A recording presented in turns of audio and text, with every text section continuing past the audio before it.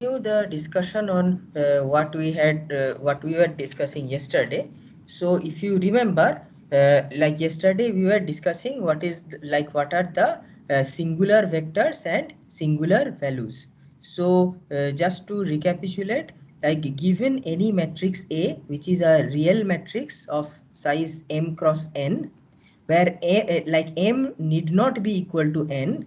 So we defined v1 as the first left singular vector of A in the following way, right? How did we define it? We define it as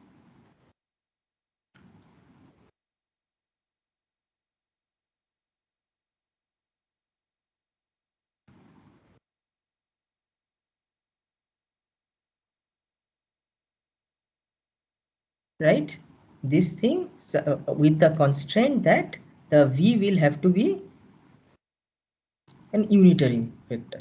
Okay, so among all the unitary vectors, which is the vector that maximizes this thing? Now so what is v? V is any vector which will have, and its size will have to be r n, right? It's an n cross 1, n basically an n cross 1 vector. That is what we need according to the laws of matrix multiplication. And like so this we defined as the left singular vector, sorry, right, the right singular vector.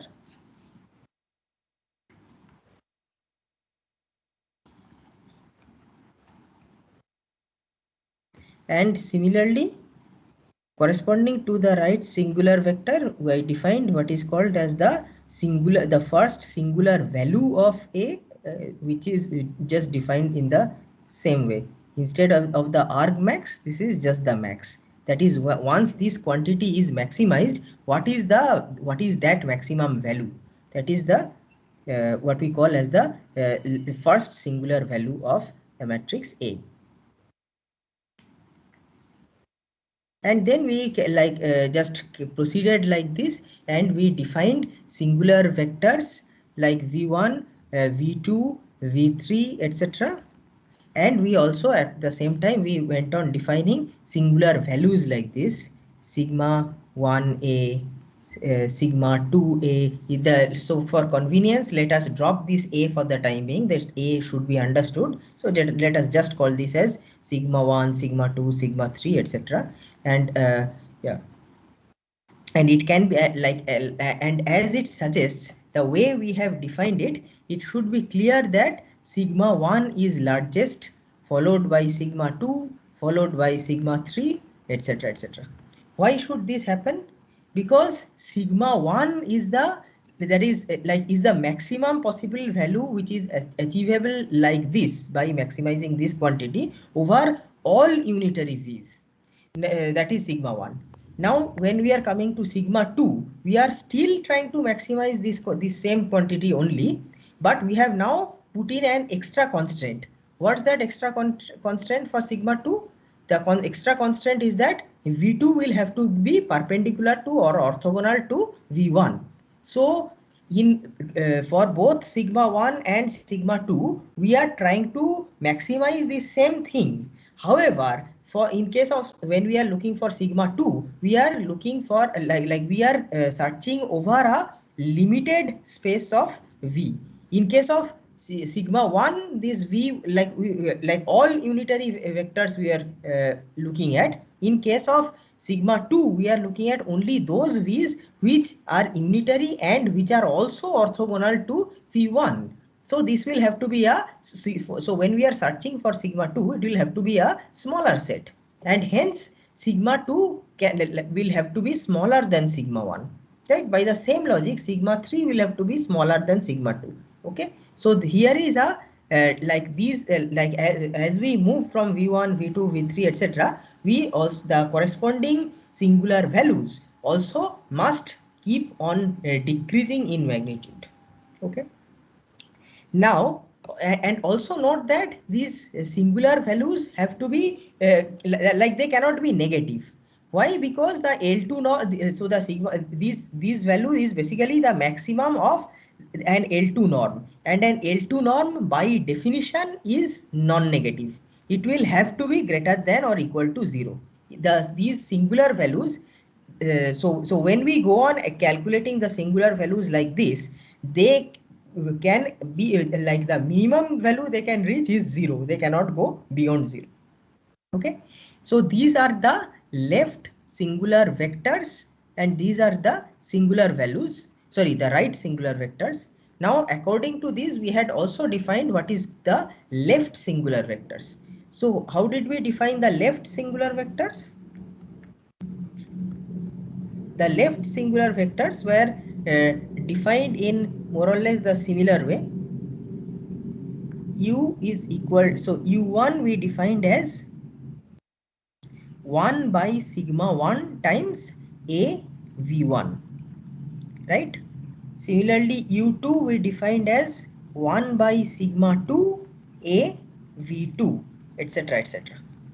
And what is the and we furthermore we could also show that I mean we actually did not show, but like we just gave a hint that these, just like these v1s are all orthogonal to each other, similarly the u1s are also going to be orthogonal to each other. That is u1 and is orthogonal to u2, u1 and u2 are both orthogonal to u3, etc., etc., just like the v1s, right? So v1 is orthogonal to v2, like v1 and v2 are both orthogonal to v3, v1 v2 v3 are all orthogonal to v4, etc., etc. So these right singular vectors v1 v2 v3 etc., they are all orthogonal to each other.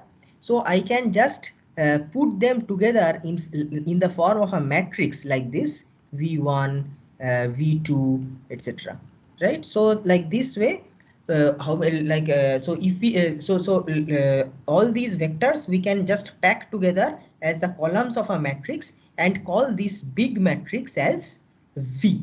Okay, so what is the size of this V? So as we have already discussed, these V vectors, they will have to be n dimensional, right? Because that's what we need to satisfy the laws of matrix multiplication. Now, see these v vectors, since they are orthogonal to each other, so like we can also understand that they are what, they are linearly independent. Any like if we any set of vectors which are mutually orthogonal have to be linearly independent. That is easy to show. But since these are n dimensional vectors, so what is the maximum number of vectors we can get like this? Obviously that answer will also have to be n. So we can, because otherwise they will no longer be linearly independent, and if they are not linearly independent, they will not be orthogonal also, right? I mean they cannot be orthogonal also. So this V matrix, its size will have to be n cross n, right? Each of these V vectors are n dimensionals like this. So the number of rows will have to be n, and also there can be maximum n such vectors. I mean, since they are all this thing, the linearly I mean, since they are all orthogonal and hence linearly independent, so it should be possible for us to get n number of vectors like this. Why? Because we know that when we are talking about this space Rn, it is spanned by how many vectors, how many linearly independent vectors? The answer is n only, right? So this way we get a matrix V which is n cross n. Now now let's talk about the left singular vector. So what will their dimensionality have to be? Yes. What's the dimensionality of U1, U2, etc.? M cross 1. M cross 1, right? That's what follows from the definition of matrix multiplication. So this is M cross N. V1 we have already said is N cross 1. So U1 will have to be M cross 1, right? So all the U vectors, they are also M cross 1, and they are like all of them are orthogonal to each other. So hence linearly independent, right? So just like in this case, it's like we were basically what we are doing is that we are defining a vector, we are defining a basis for Rn. Similarly, this way we can actually go on developing a basis for Rm, right? So what we do now is we pack all these u vectors and we just keep on packing them like this: u1, u2, etc, etc. Okay, now the question is, so remember that these are m dimensional vectors. So since there are m such vectors, these are m diagonal vectors and they are linearly independent, so we can actually complete the basis and we we can get a basis for Rm. Okay, so these can actually, like, if we take m of these, like m vectors like this, which are mutually orthogonal to each other, which are m dimensional, then we will get a basis for Rm. Just like this V, this is a basis for Rn. Okay, but there is a problem. The problem is that we have defined u1 as in terms of v1, u2 we have defined with terms as in terms of v2. So that is, so u3 will have to be defined in terms of v3, u4 will have to be defined in terms of v4, etc, etc. So, but we have not assumed that m equal to n. So it is possible that m greater than n. It is possible that m equal to n. It is possible that m is less than n. All are possible. Okay, if m equal to n, then there is no problem. But consider the case where m is greater than n, right? So that means what? That means, like, I get that is, I this way I could proceed defining u1 as like a of v1, u2 as in terms of v2, u3 in terms of v3. Finally I will get un in terms of vn, right? I will get it. But after that, so now I have reached n, and there are no further so I cannot there are no further v's, right? Because all the n v's I have got, if I try to go for any further v, it will no longer be orthogonal to and hence linearly independent to all the previous v's. So I will not get any further v. But so that means I have got n u's also. Just like I have got n v's, I have got n u's also. But m is greater than n. So that means what has happened? I have been able to get only n vectors like this, even though these vectors are m dimensional. Okay. So then what happens? So basically this u has become an m cross n matrix for me. Understood. So here is a problem. So basically we have got n vectors which are m dimensional. So basically it's an so these vectors then are not being able to span Rm. Why? Because the dimensionality of Rm is m. That means the basis for Rm must contain m vectors. But I have got only n vectors where n is less than m. Fine. So here is a problem. So what do we do? So as of now, let us, we have already got m vectors, m linearly independent vectors like this. So now let us expand the basis and like complete the and like make this as a complete basis for Rm irrespective of v's. So till un I have defined in terms of v's. Now I will define un plus 1 also. I will define un plus 2 also, and all the way up to um. So how will I define un plus 1? Any idea? What is the definition of un plus 1?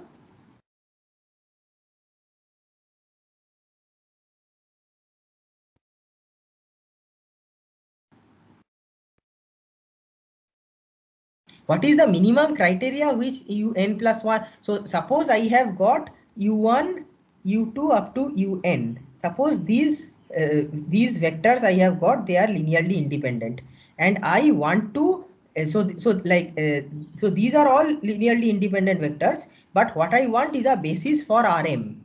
So clearly these n vectors are not enough to span the entire Rm. So I need to add more and more vectors to it. I need an un plus 1, I need an un plus 2, etc. So what is the minimum criteria? So if we talk about un plus 1, what is the criteria which un plus 1 must satisfy, given that I have got all these n's? It must be orthogonal to all u1 to Yes, un. exactly. Un plus 1 has to be orthogonal to, or at least linearly independent to all of these things. Orthogonality is not necessary. What we need is really a linearly independent. I mean, when we are defining a basis, it need not be orthogonal to each other, but it has to be linearly independent to each other. If that means orthogonality, fine. So basically un plus 1 will have to be linearly independent of all of these things. Fine. So by some method I find an n plus un plus 1 which is linearly independent of all of these things. Next I need an un plus 2. How will I get it? Again I find such a vector which is linearly independent to all these things including un plus 1. So this way what we do is I keep on in expanding this basis till I get like all the way up to um, right? So when I have got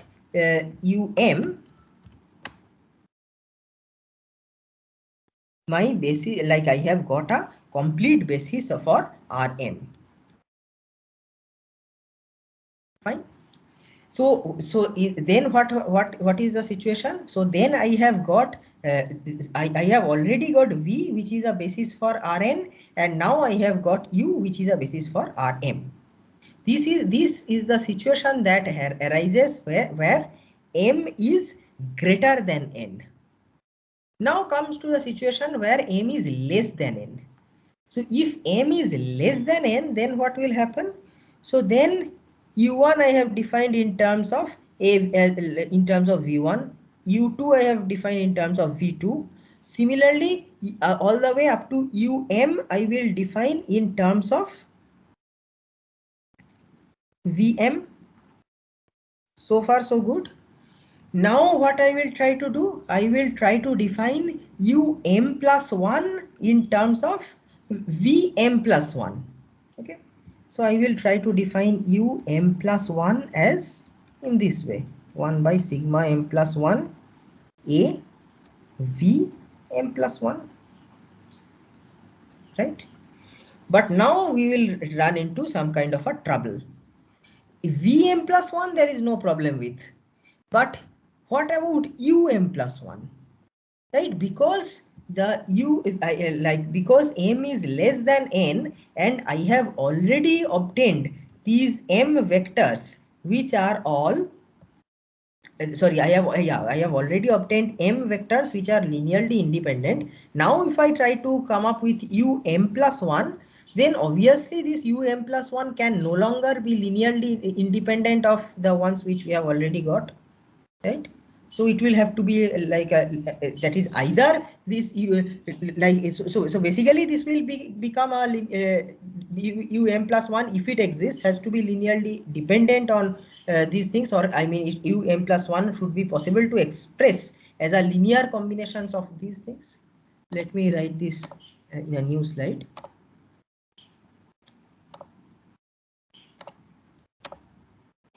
Yeah, so I am talking about this case where m is less than n. So u1 is equal to 1 by sigma 1 a v1 and all the way up to um is 1 by sigma m a vm. Fine. So that is if we talk about u1 u2 up to um, and if we put all of these together like as the columns of a matrix, we are getting an m cross m matrix which we are calling as u, right?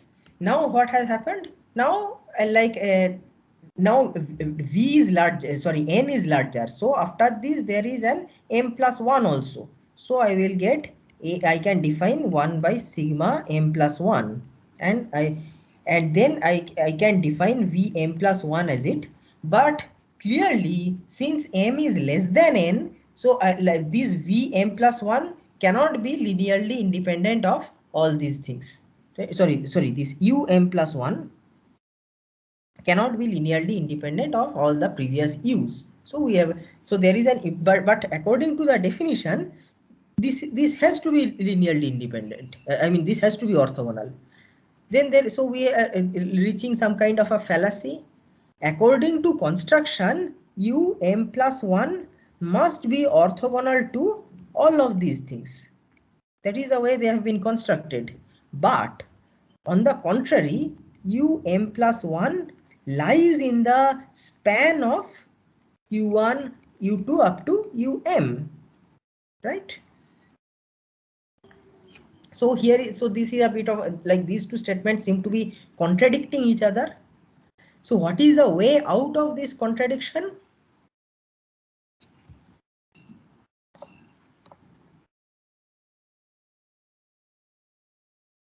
So what is the way out of this contradiction? The way out of this contradiction is to understand that this sigma m1 will be such that this u m plus 1 will not even be able to exist. Why will that be? Because sigma m plus 1 will now become equal to 0. Sigma m1 m plus 1 becoming 0, that means what? That means u m plus 1 becomes undefined, right? So that means, so these sigmas will ensure that this kind of contradiction does not arise. So I will simply not be able to get any further u m plus 1. Okay, but the v's may continue to exist because because n is greater. So like these v1, v2, v3 up to vm I am getting. So this way I can span like, or I can define a basis for for rn, which is defined by the v's. But with the u's it will have to be stopped, and this kind of like expressing an u in terms of v will have will have to stop, because beyond a particular point these singular values will start becoming 0, so the u's will become undefined. Okay, so that means what? That means so basically I have got this matrix u, which is basically the collection of the column vectors. Then I have got this matrix v, which is the correct collection of these column vectors, that is the right singular vectors vn. And it is to be noted that this u is a orthogonal matrix. That means what? That means all of their vectors are orthogonal to each other. That means if you consider u transpose u, you will basically get I. Sorry, this is not just orthogonal, this is orthonormal also. Orthonormal means what? What is the difference between orthogonal and orthonormal? Anyone knows? For orthonormal, they also need to be like the norm should be 1. Yes, right. So in case of orthonormal, that means if you consider each of the columns, the norms of these columns will be equal to 1, right? And you will remember that that is precisely the way we defined the these u's and v's. So we defined when we are defining v, we said this kind of a criteria, right? That this should be equal to 1, that is they should be unitary vectors. And we also showed that these u's will also have to be norm 1. So yes, so we see, and they are also by definition they are orthogonal to each other. So this is so u is indeed an orthogonal, sorry, orthonormal, and v is also indeed orthonormal, right? So that is why we can say that u transpose u is equal to I, v transpose v is also equal to I. So they are orthonormal. Now the singular values. So now let us talk about the singular values. So we have decided, so like so since there can be n vectors like this v, and we have defined the singular values in terms of those singular vectors, so obviously there are n singular values like this, sigma 1, sigma 2, all the way up to sigma n, right? And we have also noticed, or we have also seen that they are ordered in terms of magnitude. That is, sigma 1 has to be greater than equal to sigma 2, sigma 2 will have to be greater than equal to sigma 3, etc.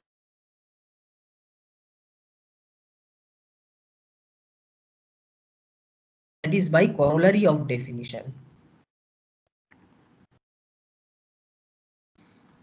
Also, furthermore, because these are all values of an L2 norm, they cannot be negative. So all of them will have to be greater than or equal to 0.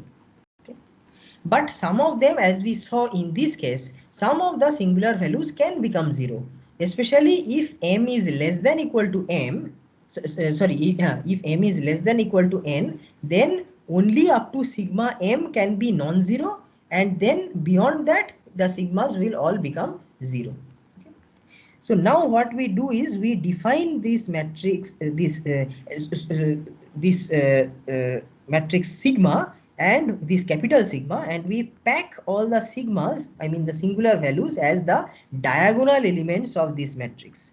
Sigma 1, sigma 2, etc. all the way up to like whatever it is, sigma. Let us for the time being say sigma n. We put it like this. Okay.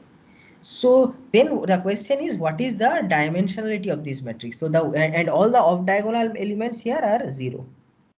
So basically I have made it as an n cross n matrix. Okay, as of now. As of now I have written it as an n cross n matrix where all the sigmas are arranged like this. Now if you remember, yesterday we had told one result which we did not prove completely. We had written like this.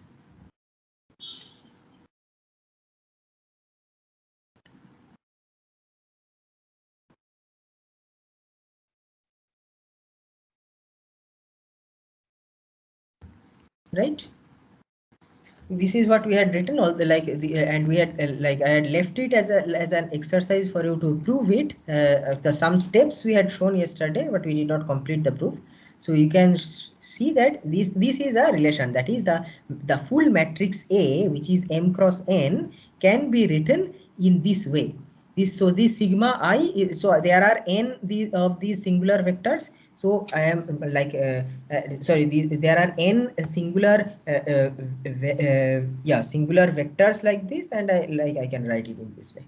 Of course, this will make sense on I can write this only if m is greater than or equal to n. If if not, then I will not be able to, if m is less than n, then of course I will not be able to do it, because ui will not exist beyond I beyond I equal to m. That is I, as we have already seen here, u of m plus 1, u of m plus 2, u of n and u of n, etc. will not exist. So if m is less than n, I cannot write this way. So basically what I have to write is, what I really should write is as follows. I write I equal to 1 through r prime. What this r prime is, I will tell you later. Sigma I ui vi transpose. Okay, where r prime is equal to min of m comma n. Fine. This way I can write it. So if m is less than equal to n, that is if this case, then r prime will be m. So I will stop at sigma m vm sigma m um vm transpose. And if m is greater than equal to n, then mean of m comma n will of course be n. So I will go on till n. So in either case there is not a problem. Fine. So so I can write A is in the following way.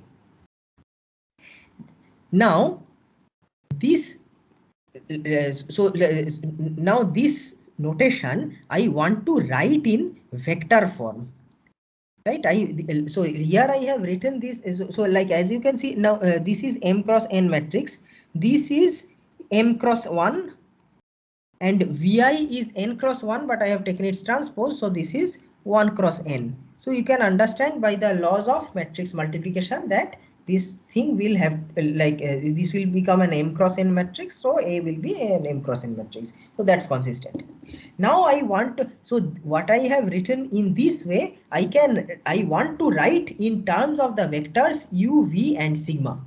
And it turns out that I can write this same expression I can write in this way: u sigma v transpose. What is u? U I have already, this is u. I have already defined what is u. So u is basically an M cross M orthonormal matrix. What is v? V is this. This is an n cross n orthonormal matrix. Now what is sigma? Sigma is the matrix which contains the singular vectors, sorry, singular values. But what has to be its dimensionality? If I have to write this kind of an expression, what must be its the size of sigma? Obviously, it will have to be m cross n, right? But the way I have defined it is n cross n. So then what do I do? What I do is I augment sigma to make it an m cross n vector. What do I mean by augmenting? So consider the case that m is greater than n. That is this is n cross n. That means what is needed? I will need to add more rows to this sigma, the current sigma n cross n. I have to add more rows to it to make it m cross n. So how do I add more rows? Just I add lots of zeros here.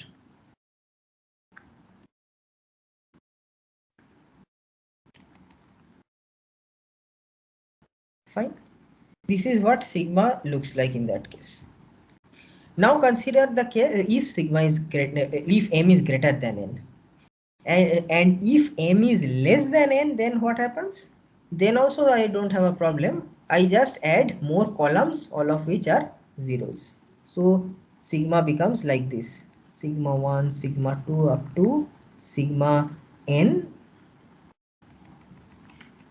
sorry, sigma m, and then to it I just add lots of more zeros, and I may basically add more columns to it.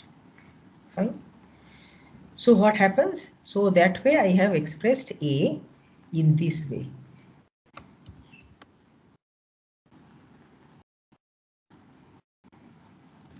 Fine.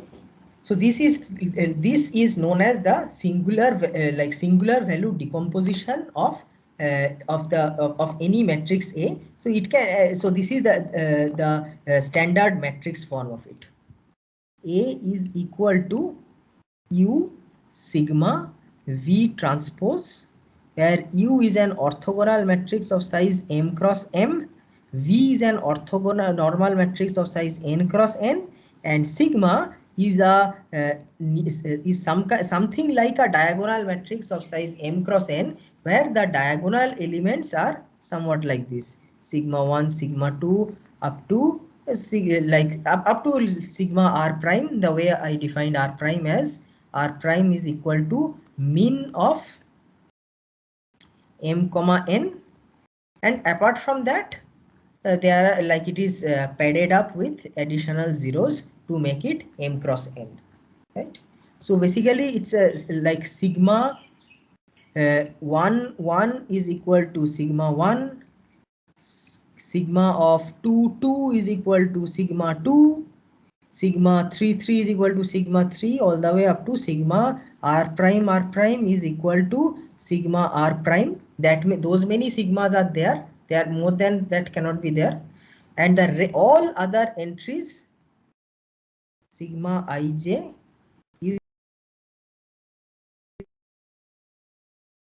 is equal to, fine.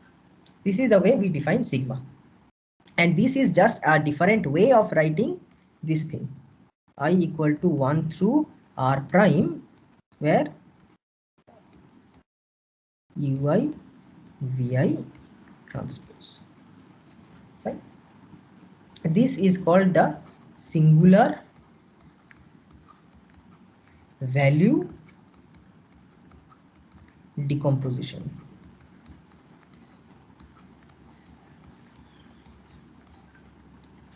Now, another thing to be noted here is that these sigma 1, sigma 2, all the way up to sigma r prime, these are the, as I said, these are the singular values of the matrix A. And we have also noticed that sigma, like this relation must hold the Y definition. Okay. Now, some of these sigma, that is sigma r prime is greater than equal to 0, but there is nothing which stops sigma r prime from being 0 itself. Sigma r prime can be 0. Similarly, sigma r prime minus 1 also can be 0.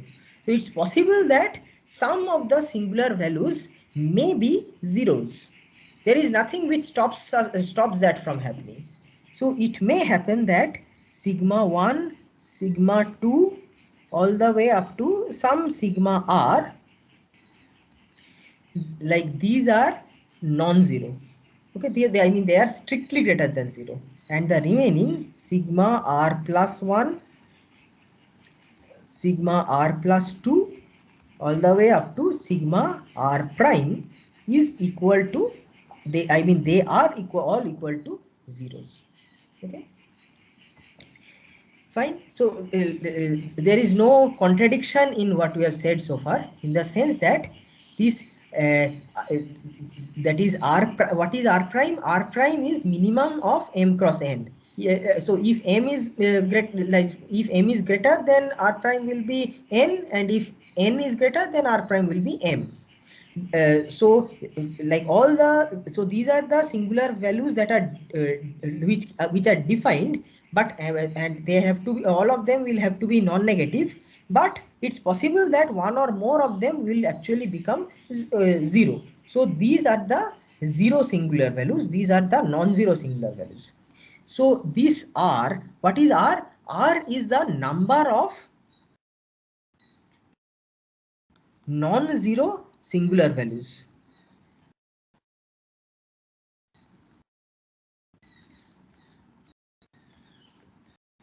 And it can also be shown that R in that case is the rank of matrix A.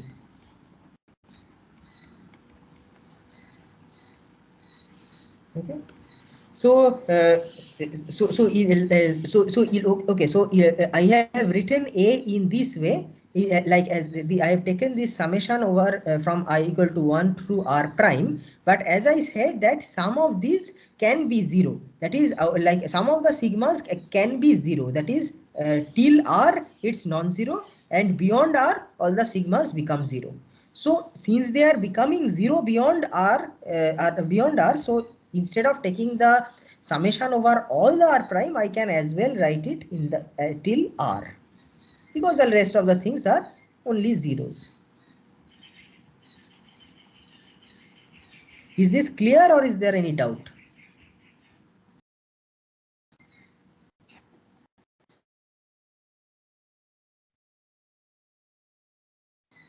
Right? Each of the matrices. So basically what I have done is I have expressed A as a sum of R matrices like this. And if you consider each, so as you can understand, this UI VI transpose, this is an M cross N matrix, right? Now if I ask you, what is the rank of this matrix called UI VI transpose, where I may be 1, 2, etc. Suppose I talk about U1 V1 transpose. What is the rank of this matrix? Can anyone tell me?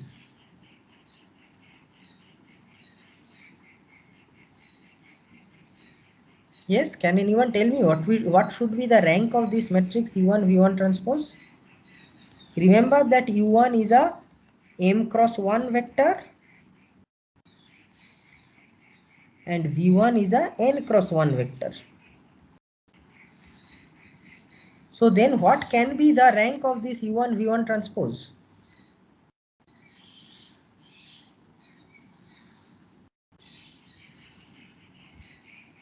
Anyone?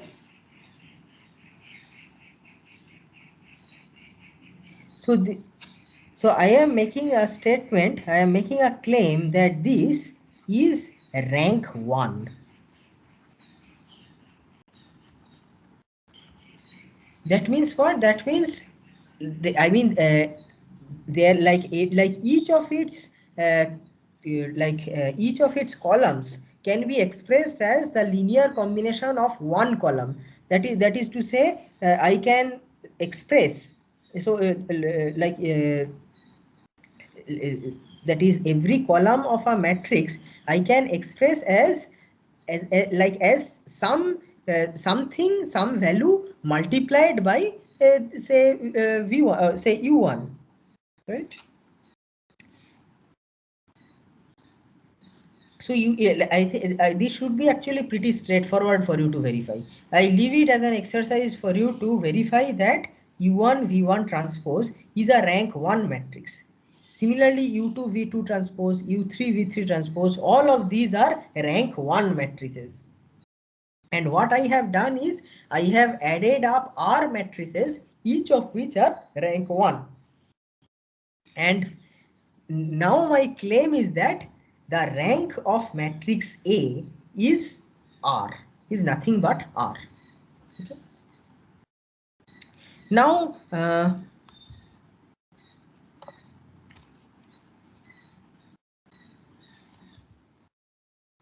as we said earlier, so I can express A as U sigma V transpose. This is my this is the standard form of my singular value decomposition. Now what I can do is, that means what, I can post multiply or right multiply both sides by V. That is, I get A V equal to U sigma V transpose V. But V transpose V is what? It is the identity matrix. Why? Because V is orthonormal. So V transpose V is the identity matrix. Right? So I must remember that U transpose U is I and V transpose V is also I. Note that this I and this I are not the same. This is the M cross M I and this is the N cross N I. So, so now A into V matrix is equal to U sigma. So we can just write it as, so V matrix, I can just expand the columns like this, and I can just visualize its columns as a concatenation of M columns like this. And also, like, it should follow quite obviously. I mean, by definition itself, we know that A V1 is equal to sigma 1 U1, etc. Now, if you consider the, so these things will these relations are going to hold till what value of till what number, till R, because beyond that the all the singular values are 0. So till UR it is sigma R UR. And what is R? R is basically the rank of the the rank of the matrix. And beyond that, if you continue to take A into UR plus 1 or A into UR plus A into VR plus 1, A into VR plus 2, all the way up to AVN, you will be getting all of them will have to be equal to 0, right? So that means what? That means if you so then what can we say? That means this V1 V2 up to VR, if you consider these are column vectors V1, I mean the first are singular right singular vectors V1 V2 up to VR, what it is effectively doing is that it is create these R vectors. They are effectively defining a basis for the range space of A, or you can say the column space of A. Do you know what is a column space of A? What is a column space?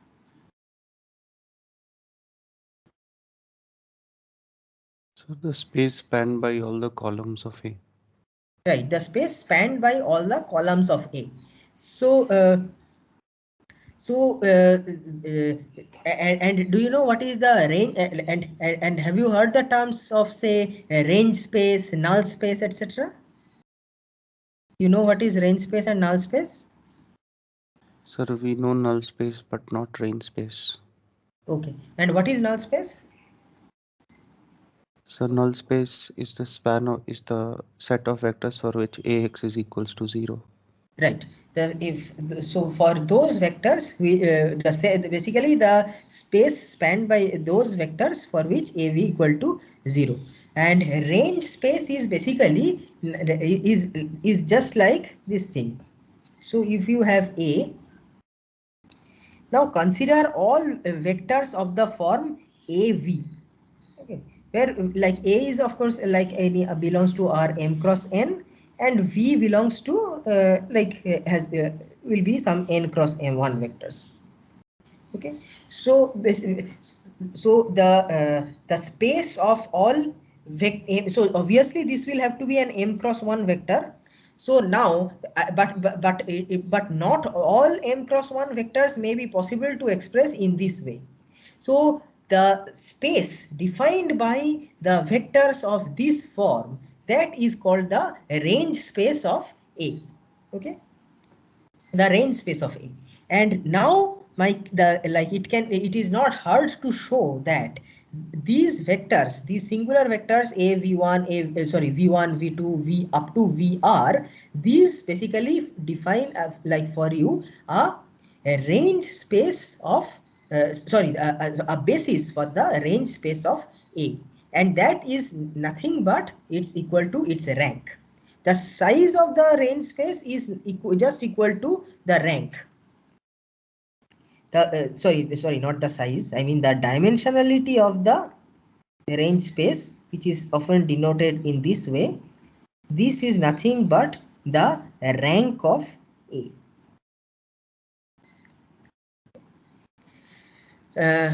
So now have you heard the term nullity? Do you know what is nullity? Nullity of a matrix? So the dimension of the null space of A, that is called its nullity. Okay. The what is the null space, as you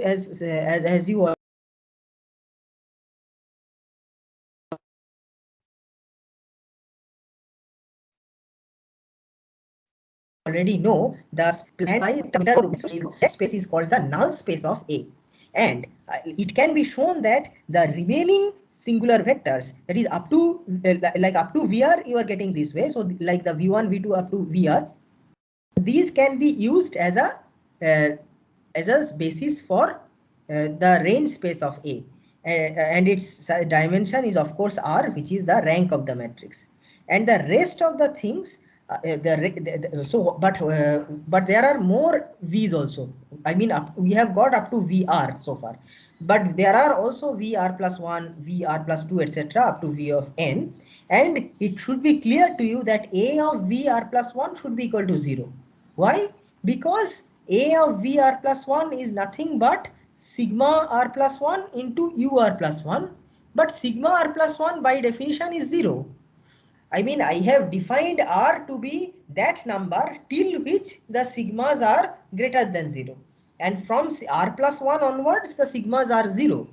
So A times V of R plus 1 will have to be equal to 0. Similarly, A times V of R plus 2 will also have to be 0. All the way up to A of Vn, which will have to, all of these will have to be 0. Right? So now the claim is that these vectors v of r plus 1, v of r plus 2, v of n, etc. So these are all orthogonal vectors. Remember, these are all orthogonal vectors by construction. That is the way I had defined these v's. So basically we have got a set of orthogonal vectors like this, and these all of them satisfy their relation that this is equal to 0. So then I can, so based on that is my claim that these remaining vectors Vr plus 1, Vr plus 2, V up to Vn, these vectors form the basis of the null space of A. That means what? That means any vector V for which a V is equal to 0, such a vector V can be expressed as a linear combination of uh, these number of vectors. How many vectors are there? N minus r vectors are there. So that is my claim, and it is not difficult to show either that these things, like these vectors actually like form a, or rather span the null space of A. So and what is and what is this called? This is the, I mean, the what is the size of this of this basis called the, or rather what is the dimensionality of the null space called? The dimensionality of null space is called the nullity. So these number, so R I called as the rank of matrix A, and n minus r, that is the number of these vectors, it forms the nullity of A, and rank plus nullity is equal to n. What is right? So this is something which you may want to remember. So this is related to the rank and nullity of A. Now we go on to explore some of the simple and complex properties of these singular vector. So so first of all, let us study one interesting or one well-known properties of these singular vectors, or singular values, whatever you want to say. Uh, so let me define what so consider any matrix A. So note that for any matrix A, its singular value decomposition exists. Any matrix A, whatever its size be, m for any m cross n, whether it's invertible or not, or whatever it is, it can always be expressed in this way. So eigen decomposition, as we discussed yesterday, does not happen for all possible matrices, but singular value decomposition happens for all matrices. Now suppose there is a matrix A and I want to consider its Frobenius norm. Do you know what is the Frobenius norm of a matrix A? Anyone? Sir, whole root under summation I equals 1 to n summation j equals 1 to m. Like basically we take the square of each entry, Correct. add it up and then square root. Correct. So basically this thing,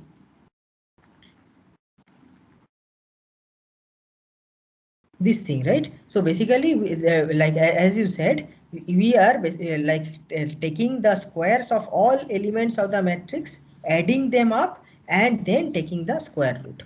So like the square root get rid of by taking the squared Frobenius norm. So this is the thing, I got it. Okay.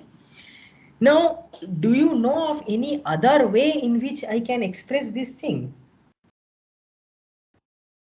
Have you ever like, so this is correct. Have you seen any other way in which this same thing can be expressed? I will write it for you.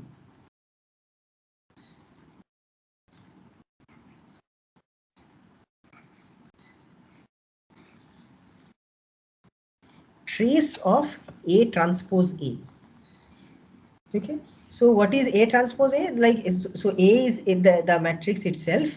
You like take its transpose and you just multiply it by it, and you pre-multiply it by its transpose, and then what you just take the trace of the matrix. So just to give you an idea about why this should happen, so by the way, this is m cross n, and the trace of A is n cross m. So basically, if you take the trace of it, it will have to be some n. It will become an n cross n square matrix, right? So like if you consider A transpose A, the trace of A transpose A means what? Basically means A transpose A 1 1 plus A transpose A 2 2, etc., etc. Now what is A transpose A 1 1? A transpose A is nothing but A is something like this, right? A1 is the by A1 I mean the first column of A, then A2 I mean the second column of A, etc. And I have n columns of A like this. And A transpose means what? The same thing. I am just making the row, the columns into rows now. So A1 is the first row of A transpose, A2 is the second row of A transpose, etc., etc. So when I am doing the matrix multiplication, what is happening? I am taking this one, this thing, and I am multiplying it by this term by term, and I am adding them up, right? That's what happens. So basically you can understand that what I have done, that is like all the elements of this column A1, I have multiplied with itself and added it up, right? So what is this? The first element, that is the one element of A transpose A. What is that? That is nothing but this thing,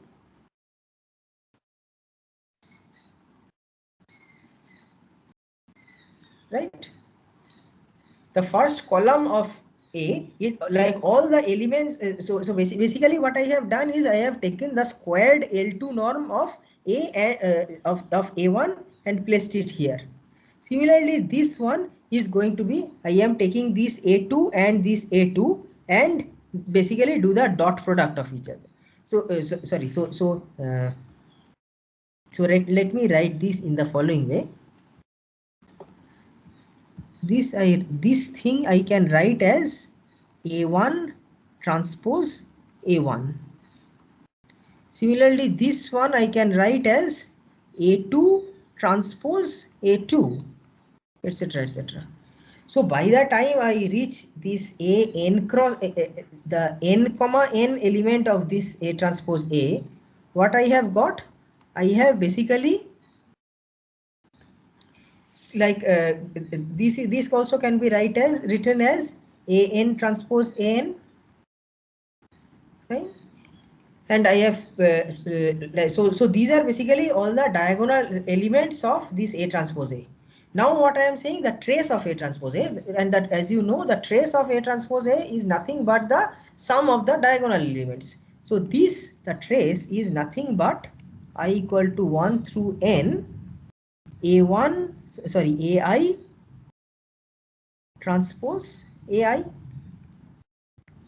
Clear? But AI transpose AI means what? I'm just taking the square of all, like the sum of squares of all elements in AI. And I am doing this for all I, adding them up. That means what? That means I have basically calculated the sum of squares of all the elements in the matrix. Right? So that is why, and which is nothing but the Frobenius norm of the matrix. So I hope this is clear. In case it is not, please convince yourself. So the Frobenius norm square of any matrix can be written as A transpose A. But A can be written as U sigma V transpose. If I write A like this, then what happens to A transpose? A transpose is of course U sigma V transpose whole transpose. And what is this equal to? Can anyone quickly tell me?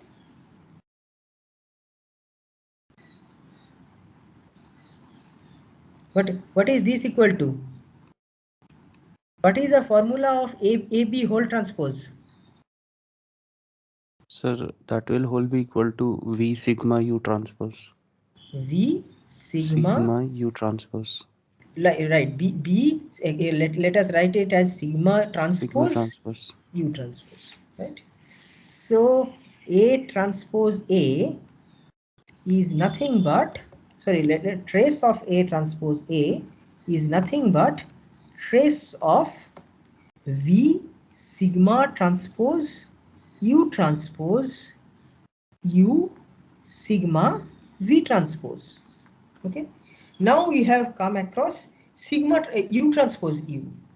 But what is U? U is orthonormal. So U transpose U is equal to the identity matrix. So this you can just ignore. So we get trace of V sigma transpose sigma V transpose. Now we know that the trace of a product of matrix satisfies the cyclical property. So which means I can write this as trace of sigma transpose sigma V transpose V. Right? I can take the V on this side. And but what is V transpose V? V transpose V again is equal to I because V is orthonormal. So I get trace of sigma transpose sigma. But what is sigma transpose sigma? Sigma, remember that it's a near diagonal matrix. I mean, like all the elements of sigma are concentrated, all the non-zero values of sigma are concentrated along its diagonal only.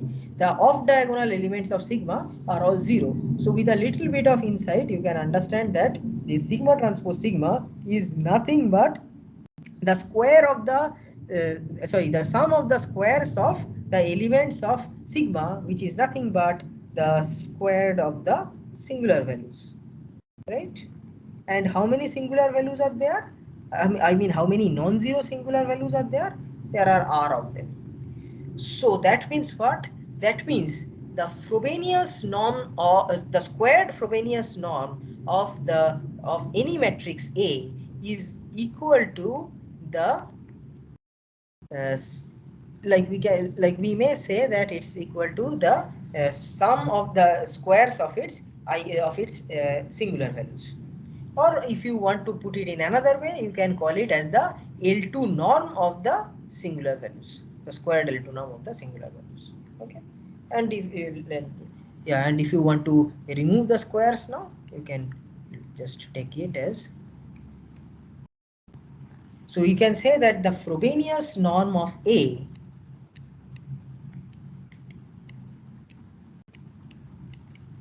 is equal to the L2 norm of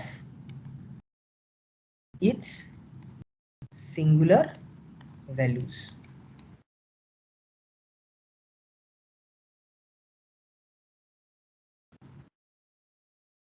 The singular value decomposition, which we will use in which will be useful in future also.